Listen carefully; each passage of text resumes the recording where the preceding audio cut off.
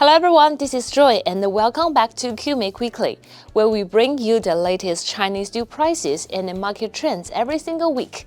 If you're new here, simply hit the subscribe and like buttons right here. Don't miss out on any future updates. This week, China's steel market shows signs of weakness as prices moved in a downward trend. So what is driving this shift? Let's break it down. Following the resolution of key macro events, like easing US-China trade tensions and the Fed's anticipated rate cut in October, market attention has shifted back to supply and demand balance.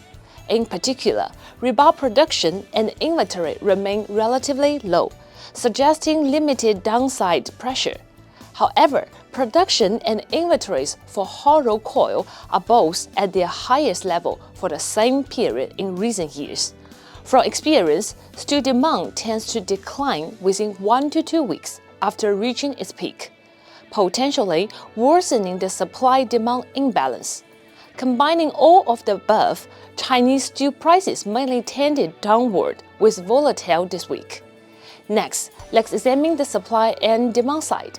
This week, apparent demand went down by almost 500,000 tons, inventory went down by only 100,000 tons, and production went down only a bit. Recently, more steel mills in Tangshan and the Shanxi province are doing maintenance or production cuts, leading to lower overall output this week. However, the pace of stock consumption has slowed, and the significant decline in apparent demand reflects overall weakness in performance. Looking ahead, prices probably will not rise much because inventory are just too high. And we are also entering peak season for coal demand, and there is expectations of tighter supply. So coal supports still exist. That means we are not likely to see a big drop in steel prices either. Then, what is the key point to watch?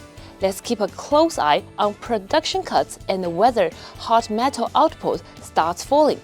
If it does not, and the raw material prices stay strong, steel prices are not likely to drop too much. Well, what's your take on the Chinese steel market? If you enjoyed this video, don't forget to subscribe to our channel and give us a thumbs up. Just hit the subscribe and like buttons right here. See you next week. Bye bye.